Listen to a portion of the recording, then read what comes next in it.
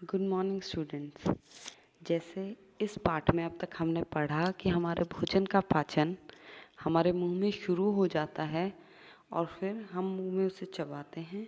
आहार नाल ग्रसिका से वो हमारे आमाशय तक आ जाता है। आमाशय में भी बहुत इम्पोर्टेंट चीज़ पढ़ी हमने। इसमें श्लेष्मल होता है, इसमें अम्ल होता है, हाइड्रोक्लोरिक अम्ल, बहुत इम्पोर्टेंट याद रखने के लिए ये चीज़। और उसके अंदर पाचक रस भी होते हैं। अब जो चीज़ आई ये है कि वहाँ से जो जिस भोजन का पूरा पाचन नहीं हुआ है अभी, भोजन वहाँ से आएगा शुद्रांत में।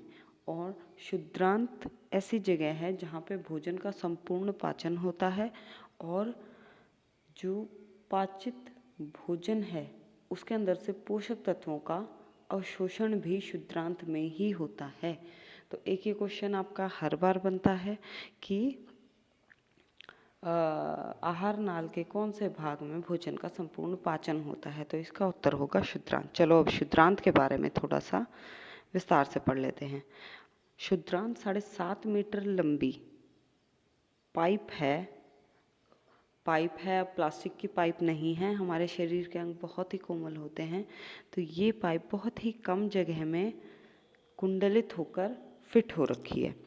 और इसके अंदर जो पाचक रस मिलते हैं, अब हमने कहा ना कि इसके अंदर संपूर्ण पाचन होगा। पाचन ऐसे ही तो नहीं हो जाएगा, उसको पाचक रसों की आवश्यकता है। तो फिर यकृत, अग्नाशय और इसकी स्वयं की भित्ति से भी पाचक रस स्रावित होंगे। जो यकृत है, अब ये इसके ऊपर एक क्वेश्चन 1 वर्ड वाला हर बार बनता है कि मानव शरीर की सबसे बड़ी ग्रंथि का नाम बताइए, और यकृत उसका उत्तर है। ये भूरे रंग का होता है, हमारे सीधे हाथ की तरफ हमारे पसलियों के बिल्कुल नीचे उपस्थित होता है और यह पित्तरस बनाता है और पित्तरस पित्ताशय में संग्रहित होता है। अब यहाँ पे संग्रहित होने का क्या फ़ायदा है कि जैसे जैसे ज़रूरत पड़ती है वैसे वैसे पित्तरस पित्ताशय से स्रावित होकर आगे पाचन में सहायता करता है। और जो पित्तरस है ये वसा के पाचन में बहुत महत्वपूर्ण भूमिका निभाता है। इसके बाद आ जाता है अग्नाशय। अग्नाशय हमारे आमाशय के बिल्कुल नीचे पीले रंग का एक छोटे पत्ते की तरह संरचना है। ये कार्बोहाइड्रेट प्रोटीन की पाचन में सहायता करता है। अब आ गया जो आंतों का रस है वो पूरा कर देता है भोजन के पाचन को। कार्बोहाइड्रेट सरल शर्करा ग्लूकोज में परिवर्तित हो जाएगा, वसा किस किस में परिवर्तित हो जाएगा, वसा अम्ल ग्लिसरॉल में, तथा प्रोटीन अमीनो अम्ल में। अब इसी को हम एक बार और रिवाइज करेंगे, ये बहुत ही इम्पॉर्टेंट है। तो फिर इसको हम चित्र की सहायता से एक बार फिर से करेंगे। ये चित्र आपकी किताब का 2.2 है। अब ये देखो, इसमें हमने क्या पढ़ा था। हमारे शरीर में जो कार्बोहाइड्रेट है या मंड है उसका पाचन हमारे मुंह में ही शुरू हो जाता है। और ऐसे ही तो पाचन होगा नहीं, अभी पहले भी कहा था पाचक रस चाहिए। तो हमारे मुख के अंदर लाला ग्रंथि है जो इस चित्र में नामांकित करके दिखाया हुआ है ना। लाला ग्रंथि से क्या निकल रहा है? लार निकल रही है। लार किसका पाचन कर रही है? मंड का पाचन कर रही है। अब इसके बाद हमने यकृत के बारे में पढ़ा। जो यकृत है ये भूरे रंग का है, ये जो हम देख रहे हैं। और इससे जो स्राव होता है, इससे जो पाचक रस निकलते हैं जिसको पित्तरस कहा जाता है, वो किसके अंदर इकट्ठा हो रहा है? आगे पित्ताशय में। और ये जो पित्तरस है ये वसा के पाचन में सहायक है। और अब आ जाते हैं हम अग्नाशय में। यहाँ पे कलर ठीक नहीं दिखाया हुआ है, कलर यहाँ पे पिंक दिखाया हुआ है। जो सही रंग है अग्नाशय का वो पीला होता है। और इसके अंदर से अग्नाशिक रस निकलते हैं और वो क्या काम कर रहे हैं? वो मंड और वसा के पाचन में सहायक हैं।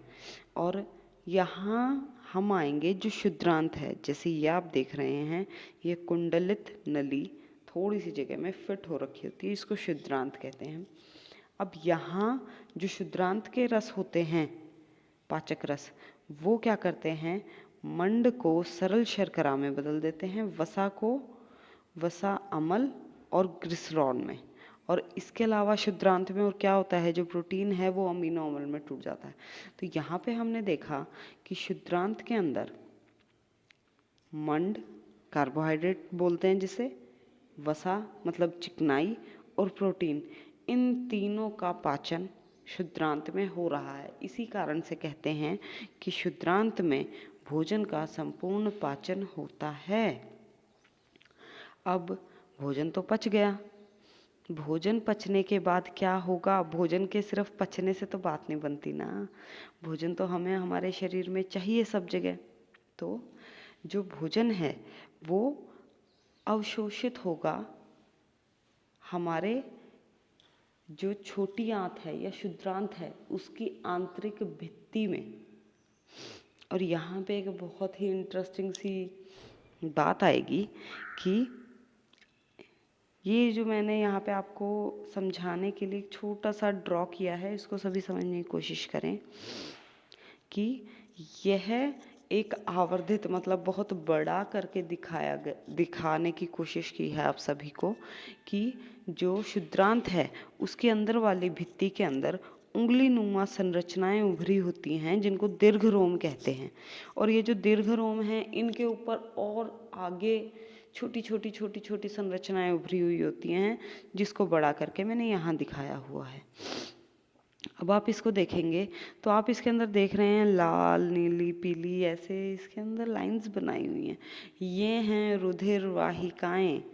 अब क्योंकि भोजन का पाचन हो गया है तो भोजन का अवशोषण होना है।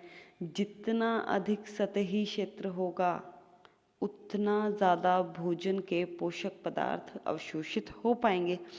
तो फिर उंगलीनुमा संरचना का यही फायदा है कि यह अवशोषण के लिए क्षेत्र बढ़ा देते हैं, और जब अवशोषण हो गया तो वो इन रुधिर वाहिकाओं के द्वारा शरीर के विभिन्न भागों में पोषक तत्वों को पहुंचा देते हैं।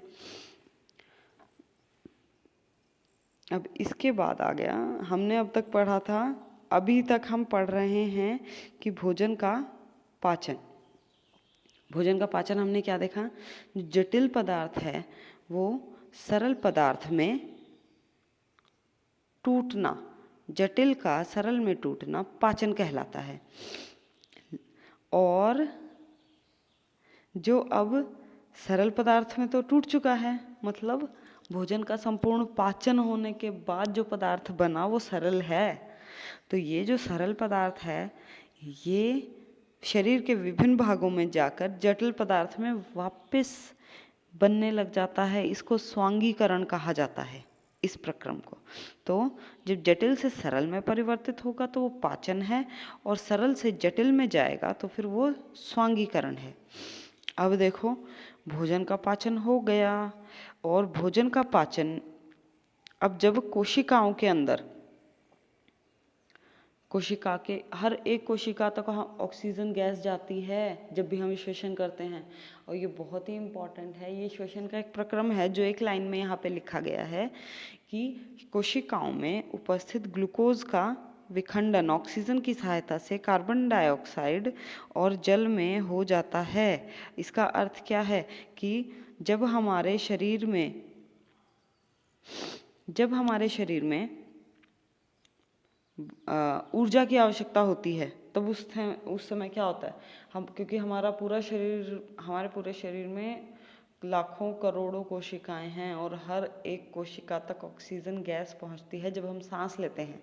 तो उसमें क्या होता है कि जो ये विभिन्न अंग हैं उसकी विभिन्न कोशिकाएं हैं, उसके अंदर ऑक्सीजन पहुंची, वहाँ पे ग्लूकोज है, ग्लूकोज टूट गया और उसने क्या बना दिया, कार्बन डाइऑक्साइड और जल। इसके साथ साथ ऊर्जा भी निकलेगी, और वो ऊर्जा हम काम करने में इस्तेमाल करते हैं। आप देखो यहाँ पे क्या लिखा हुआ है कि यहाँ पे कार्बन डाइऑक्साइड निकल गई, तो वही कार्बन डाइऑक्साइड है कि जब हम सांस छोड़ते हैं तो वो हमारे शरीर से बाहर आती है। अब देखो भोजन का पाचन हो चुका है, भोजन को पचाने के बाद उसको विभिन्न भागों में भेजा जा चुका है अवशोषण के द्वारा। लेकिन अब हमारे शरीर में सब कुछ पाचित नहीं होता।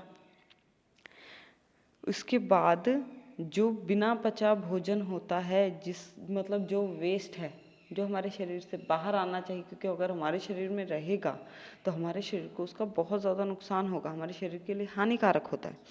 तो अब वहाँ से भोजन आएगा बृहदांत में।